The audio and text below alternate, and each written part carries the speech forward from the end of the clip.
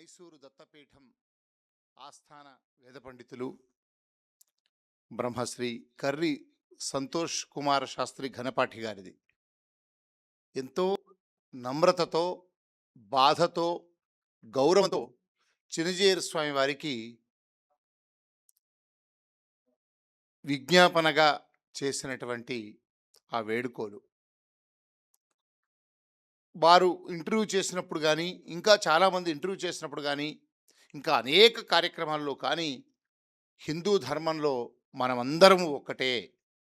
ఆదిశంకరులు ప్రబోధించిన అద్వైత సిద్ధాంతం, శివ కేశవ భేదం మనకు లేదు, షణ్మతాల భేదం మనకు లేదు, మనమంతా ఒక్కటే. శైవ వైష్ణవ శాక్తేయ గణపత్య సౌర స్కాంద, ఈ 6 మతాల సారం ఒక్కటే.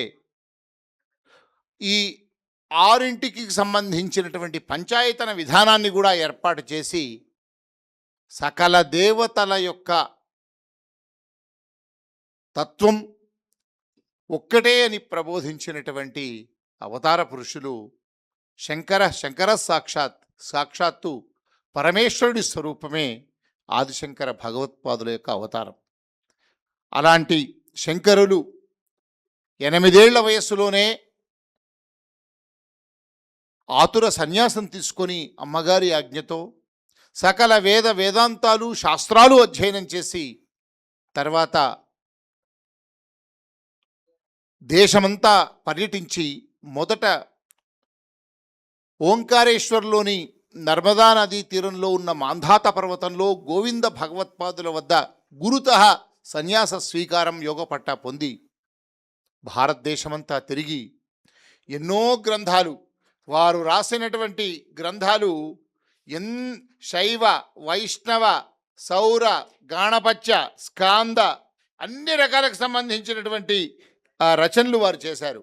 ఒక్కసారి ఆ రచనలు చూస్తే మనకు భాష్య గ్రంథాల్లో బ్రహ్మసూత్ర భాష్యం, ఉపనిషద్ భాష్యం, గీతా భాష్యం, ఇక ఈ ప్రధానమైనటువంటి భాష్య గ్రంథాలతో పాటు లఘు భాష్యాలు కూడా రాశారు వారు. అవే విష్ణు సహస్రనామ భాష్యం, లలిత త్రిశతి భాష్యం,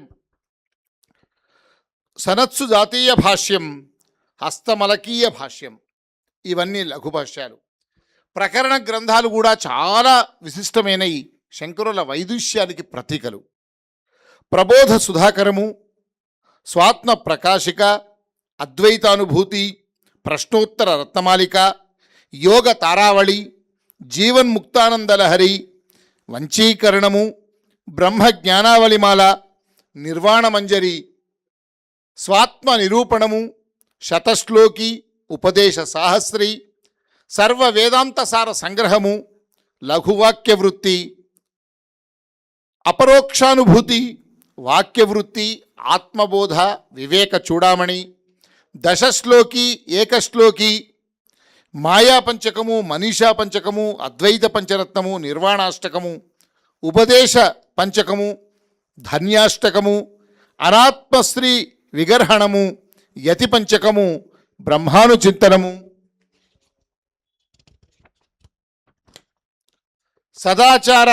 సదాచారానుసంధానము, స్వరూపానుసంధానము, తత్వోపదేశము, ఇవన్నీ కూడా వారు రాసినటువంటి ప్రకరణ గ్రంథాలు. ఇక స్తోత్రాల విషయానికి వస్తే శంకరులు రాసినటువంటి స్తోత్రాన్ని పఠించని వారు, ఆ స్తోత్రాన్ని మనం పారాయణం చేయని ఆలయాలు కానీ ధార్మికులు కానీ ఉండరు. గణేశ పంచరత్నం, గణేశ భుజంగ స్తోత్రం, మీనాక్షి పంచరత్నం, త్రిపుర సుందరి అష్టకం, మీనాక్షి స్తోత్రం, నవరత్నమాలిక, గౌరీ దశకము, అన్నపూర్ణాష్టకము, కళ్యాణ సృష్టిస్తవము, మంత్రమాతృక పుష్పమాలాస్తవము, భవానీ భుజంగము, కనకధార స్తోత్రము, ఆనందలహరి, దేవీ భుజంగము, దేవీ చతుష్టుపచార పూజా స్తోత్రము, త్రిపుర సుందరి వేదపాద స్తోత్రము, త్రిపుర సుందరి మానస పూజా స్తోత్రము, దశశ్లోకి స్తుతి, దక్షిణామూర్తి అష్టకము, వేదసార శివస్తోత్రము, దక్షిణామూర్తి వర్ణమాలా స్తోత్రము, శివ పంచాక్షర నక్షత్రమాలా స్తోత్రము, శివకేశాది పాదాంతవర్ణ స్తోత్రము, శివభుజంగము, శివపాదాది కేశాంతవర్ణ స్తోత్రము, ద్వాదశలింగ స్తోత్రము, మృత్యుంజయ మానసిక పూజ, సువర్ణమాలాస్తుతి, లక్ష్మీ నృసింహ పంచరత్నము, పాండురంగాష్టకము, అచ్యుతాష్టకము, గోవిందాష్టకము, విష్ణుభుజంగము, హరిస్తుతి, విష్ణుపాదాది కేశాంత స్తోత్రము, సుబ్రహ్మణ్య భుజంగము, కాశీ పంచకము, యమునాష్టకము, నర్మదాష్టకము, గంగాష్టకము, మణికర్ణికాష్టకము, లలితా పంచరత్నము, శారదా భుజంగము, సౌందర్యలహరి, శివపంచాకరి స్తోత్రము, శివమాలావల్క్యష్టకము, కాలభైరవాష్టకము, శివాపరాధ క్షమాపణా స్తోత్రము, దక్షిణామూర్తి స్తోత్రము, శివానందలహరి, అర్ధనాదీశ్వర స్తోత్రము, ఉమామహేశ్వర స్తోత్రము, షట్పదీ స్తోత్రము, జగన్నాథాష్టకము, కృష్ణాష్టకము, లక్ష్మీ నృసింహ కరుణారస స్తోత్రము, రామ భుజంగ ప్రయాత స్తోత్రము, మోహముద్గర, హనుమత్ పంచరత్నము, గురువష్టకము, నిర్గుణ మానస పూజ, ప్రాతస్మరణ స్తోత్రము, భగవన్ మానస పూజ. ఇన్ని స్తోత్రాలు ఆదిశంకర భగవత్పాదులు రాసినటువంటి స్తోత్రాలు. ఇంకా ఎన్నెన్నో రచనలకు భాష్యాలను కూడా జగద్గురువులు అందించారు. అందులో శైవ సంబంధమైన, వైష్ణవ సంబంధమైన, శాక్తేయ సంబంధమైన, గాణపత్య సంబంధమైన, సౌర సంబంధమైన, స్కాంద సంబంధమైన షణ్మతాలకు చెందినటువంటి స్తోత్రాలను, భాష్యాలను వారు మనకు అందించారు సమాజానికి. శతాబ్దాలుగా వాటిని పండితులెందరో ఆ భాష్యాలకు మరిన్ని భాష్యాలను విపులీకరంగా, తాత్పర్య సహితంగా వివరణలను, ప్రసంగాలను కూడా అందిస్తూ ఉన్నారు. అది తరగని సంపద, తరగని ఆధ్యాత్మిక ధుని ఆదిశంకరులు అందించినటువంటి ప్రకరణ స్తోత్ర భాష్య గ్రంథాలు ఇవన్నీ కూడా. అలాంటి ఆదిశంకరులు దేశమంతా పర్యటించి ఇన్ని రచనలు చేయడమే కాదు, 32 లోపుగానే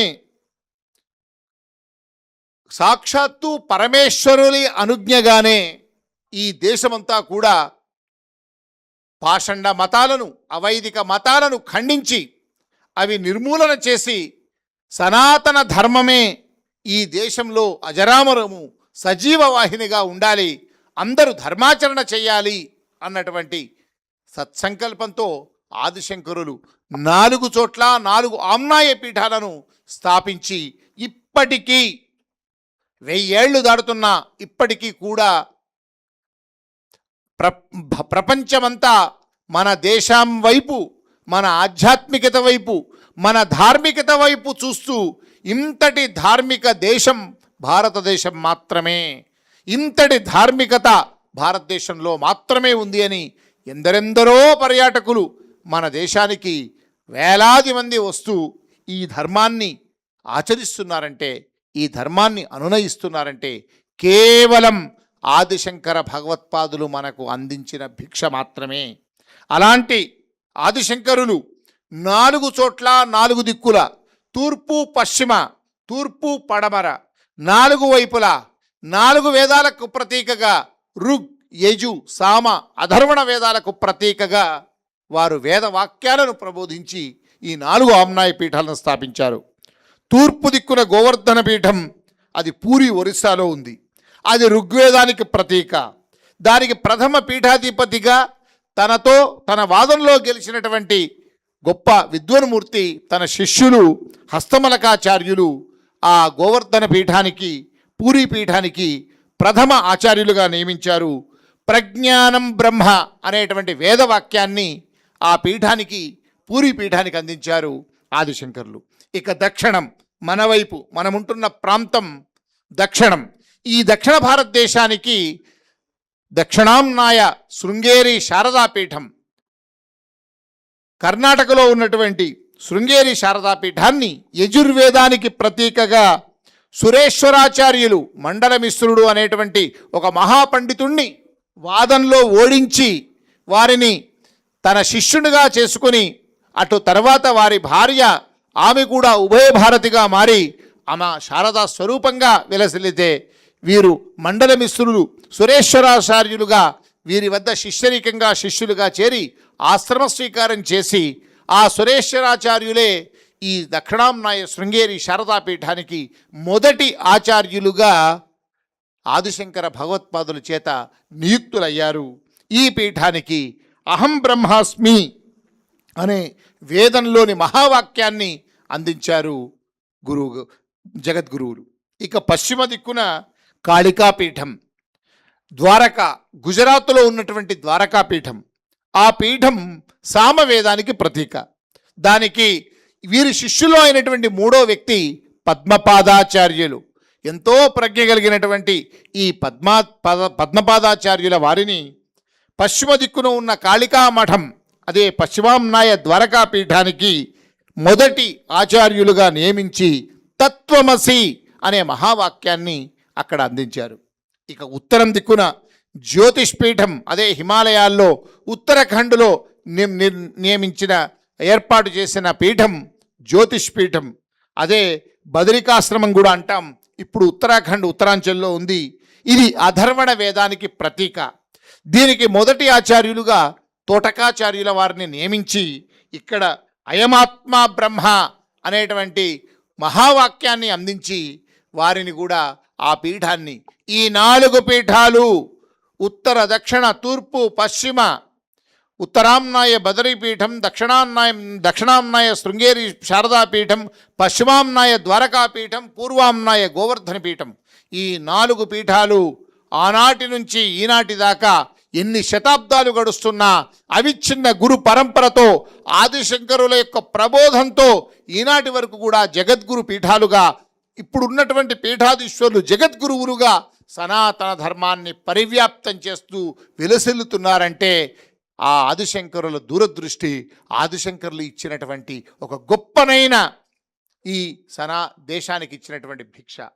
అలాంటి ఆదిశంకరులే ఇంతటి మహత్తరమైనటువంటి కార్యక్రమాలు చేశారని 14వ శతాబ్దంలో మాధవులు రాసినటువంటి మాధవీయ శంకర విజయం, 15-17 శతాబ్దాల మధ్యకాలంలో చిద్విలాసుడు రాసినటువంటి చిద్విలాస శంకర విజయం, అదేవిధంగా 17వ శతాబ్దానికి చెందిన రచన కేరళీయ శంకర విజయం. ఈ 3 శంకర విజయాల్లో కూడా ఈ విషయం అంతా సుస్పష్టంగా ఉంది. నాకు తెలిసి ఈ శతాబ్దాలుగా ఈ విషయాలన్నీ, ఈ ఆదిశంకరుల యొక్క మహోన్నతమైనటువంటి ఈ కృషిని, ఆమ్నాయ పీఠాల వ్యవస్థ ఏర్పాటును, అదేవిధంగా అనేక రచనలను, ఇన్నింటినీ ఈ ఆదిశంకరులే చేశారు.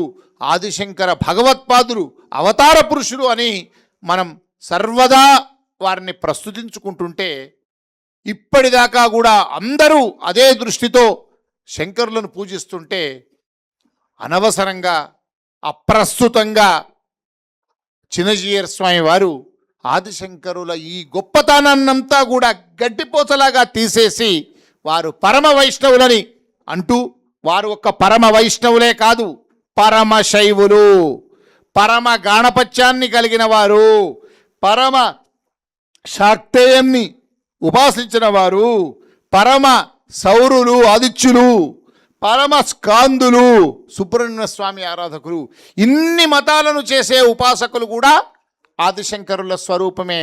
అందుకే షణ్మత స్థాపనాచార్యులైనరు.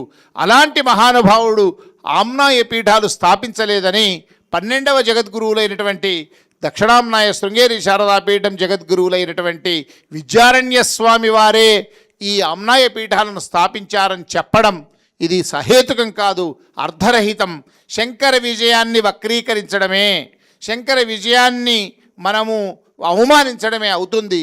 అందుకోసం అందరూ కూడా నేను ఒక్కటే కోరుతున్నా, వారు ఒక మహాపురుషులు, గొప్పనైనటువంటి యతీశ్వరులు. కాషాయ దండ మాత్రేణ దండ కమండరాలతో కాషాయాన్ని ధరించే యతీశ్వరులందరికీ కనబడగానే సాష్టాంగ ప్రమాణం చేసే సంస్కృతి మనది. అలాగే వారిని గౌరవిస్తున్నాం. సమతామూర్తి విగ్రహాన్ని పెట్టినప్పుడు రామానుజుల యొక్క ప్రబోధాన్ని మనందరికీ అందిస్తున్నారని అన్నాం. ఇవాళ శంకరులే పరమ వైష్ణవులంటూ రామానుజాచార్యులను కూడా తక్కువ చేసినట్టుగా వారు అయిపోయింది. అంటే వారు నమ్ముకున్న వారి మతానికి చెందిన ఆచార్యులనే వారు చులకనగా చేసినట్టుగా వారు మాట్లాడారు. అలా ఆదిశంకరులను పరమ వైష్ణవులుగా కీర్తిస్తూ అసలు ఆయన ఆమ్నాయ పీఠాల స్థాపించలేదనేది అర్ధరహితం, సత్యదూరమైనటువంటి విషయము. శంకర విజయం యొక్క ఆ శతాబ్దాల క్రితం నాటి శంకర విజయాల యొక్క చరిత్రను వక్రీకరించినట్టుగా మాట్లాడిన విషయాలు 50 మంది ఆస్తికులను బాధించాయి. నిన్న నేను దక్షిణాంనాయ శృంగేరి శారదాపీఠం ఉభయ జగద్గురువులను దర్శించుకొని వారి వద్ద కూడా ఈ విషయం ప్రస్తావిస్తే వారు కూడా చాలా ఆశ్చర్యాన్ని వ్యక్తం చేశారు. ఏంటి, ఒక యతీశ్వరులు రామానుజ సంప్రదాయంలో ఉన్నవారు వారి విశిష్టాద్వైతం గురించి, వారి రామానుజుల గురించి ప్రచారం చేయాలి, కానీ ఈ విధంగా ఇంకొక మతం ఈ అద్వైత సిద్ధాంతాన్ని ప్రబోధించిన ఆదిశంకరులు, ఆదిశంకర భగవత్పాదుల గురించి చరిత్రను వక్రీకరించి చెప్పడం ఏంటి అని ఆశ్చర్యం వ్యక్తమయ్యారు, కొంత బాధపడ్డారు కూడా. ఇది మనకు సరికాదు. ఎవరము ఏ మతాన్ని, అంటే మనము ఆచరించే మతాన్ని మనం గొప్పగా మనము నిర్వహించుకోవాలి, ఆ మతం యొక్క సారాన్ని తెలుసుకోవాలి, ఆ మతం యొక్క సంప్రదాయాలను పాటించాలి, కానీ ఎదుటి మతాన్ని మనం కించపరచడం భావ్యం కాదు అని వారంతా కూడా ప్రబోధించారు. అందుకే వారికి చేతులెత్తి దండం పెట్టి నేను ప్రార్థిస్తున్న చినజీయర స్వామి వారికి, ఇప్పటికైనా ఇంతమంది సమాజం వ్యతిరేకతగా, ఇంతమంది సమాజం బాధపడుతున్నారు, ఇంతమంది సమాజం మీ మాటను అంగీకరించడం లేదు, వ్యతిరేకిస్తున్నారు. శంకర సాంప్రదాయం నుండే ప్రతి ఒక్కరూ కూడా శంకర విజయాన్ని వక్రీకరించారు స్వామివారు అనే ఏకాభిప్రాయంగా, ఏకోన్ముఖంగా చెబుతున్నారు. కనుక స్వామివారికి ప్రార్థిస్తున్న మీ మాటలను వెనక్కి తీసుకోండి. దయచేసి మీరు విశిష్టాద్వైతాన్ని, రామానుజుల యొక్క ప్రబోధాన్ని ఎల్లెడలా విశ్వవ్యాప్తం చేయండి, కానీ అద్వైతాన్ని, ఆదిశంకరులకు సంబంధించిన వ్యవహారాలను, శంకరాచార్యులు ఉన్నాయి, ఆమ్నాయ పీఠాలు ఉన్నాయి, పెద్ద పెద్ద శంకర సంప్రదాయంలో ఉన్న ఉపపీఠాలు ఉన్నాయి, వారు మాట్లాడతారు, వారు సందేశాలు ఇస్తారు. మీరు దయచేసి వాటి జోలికి పోకుండా, ఇప్పటికే జరిగిన గగ్గోలు జరిగింది, జరిగిన నష్టం జరిగింది, మనలో విభేదాలు పెరుగుతున్నాయి, దయ ఉంచి మీరు వినమ్రపూర్వకంగా విజ్ఞప్తి చేస్తున్న మీ మాటలను వెనక్కి తీసుకొని, హిందూ ధర్మంలో మనమంతా ఒక్కటే, ఎవరి మతం వాళ్ళ యొక్క మతాచార్యుల యొక్క ప్రబోధాన్ని, ధర్మాచార్యుల ప్రబోధాన్ని ముందుకు తీసుకువెళదాము అనే ఒక నినాదంతో ముందుకు వెళదాం, కానీ ఒకరినొకరిని కించపరచుకోవడం, ఒకరినొకరిని అవమానం పరచుకోవడం, చివరగా ఇతర మతాల వారి వద్ద హైందవ మతం యొక్క వైశిష్ట్యాన్ని మనకు మనమే తగ్గించుకునే ప్రయత్నాలు ఎవరూ చేయకూడదని జీయర్ వారు తమ మాటలను వెనక్కి తీసుకుంటారని భావిస్తూ, తీసుకోవాలని కోరుతూ, ఈనాటి శంకర విజయం అనేటువంటి ఈ కార్యక్రమాన్ని కేవలం ప్రజల్లో వచ్చిన అనుమానాలు తొలగించాలి, ఎవరు బాధపడుతున్నారో వాళ్లకు సాంత్వన కలిగించాలన్న దానికోసమే ఒక ధర్మకార్యంగా ఈ కార్యక్రమాన్ని దర్శనం ఆధ్యాత్మిక వార్తా మాసపత్రిక నిర్వహించింది. ఎందరో పెద్దలు ఇవాళ కార్యక్రమంలో వచ్చారు. శ్రీ నారుమంచి అనంతకృష్ణ గారు, ఆచార్య శ్రీ ఓగిరాల రమేష్ గారు, మల్లాది రామనాథ్ శర్మ గారు, మేడూరి సూర్యనారాయణ శాస్త్రి గారు, చింతపల్లి సుబ్రహ్మణ్య శాస్త్రి గారు, అదేవిధంగా బాచంపల్లి సంతోష్ కుమార శాస్త్రి గారు, బంగారే శర్మ గారు, ఆచార్య మల్లాప్రగడ శ్రీమన్నారాయణమూర్తి గారు వారు దూరవాణి ద్వారా, వీడియో సందేశాల ద్వారా పంపించారు. శ్రీ ఎంవీఆర్ శాస్త్రి గారు వరిష్ఠ సంపాదకులు, వారు ఎన్నో అమూల్యమైన విషయాలను ఈ సందర్భంగా తెలియజేశారు. అలావిధంగా డాక్టర్ అనంతలక్ష్మి గారు విదూషిమణి వారు వచ్చారు. శంకరమంచి రామకృష్ణ శాస్త్రి గారు సోదాహరణంగా ఆదిశంకరులు, ఆ శంకర విజయం గ్రంథాలను ఉటంకిస్తూ వారు మాట్లాడారు. పురాణం మహేశ్వర శర్మ గారు కూడా వారు కేవలం దూరవాణి ద్వారా వారు కూడా వీడియో సందేశాన్ని పంపించారు. ఇలా అనేక మంది వారి వారి కార్యక్రమాల్లో ఉన్న ఈనాటి కార్యక్రమం అత్యవసరం, ఇది ఒక ధర్మ కార్యంగా ఏర్పాటు చేశారు. వారందరికీ దర్శనం ఆధ్యాత్మిక వార్తా మాసపత్రిక పక్షాన శిరస్సు వంచి ప్రణామాలు తెలియజేస్తూ, జీయర్ స్వామి వారే తమ మాటలను వెనక్కి తీసుకొని ఈ వివాదానికి తెర దించుదారని నేను కోరుతూ ఉన్నా. సర్వే జనా సుఖినో భవంతు, సమస్త సన్మంగళాని సంతు.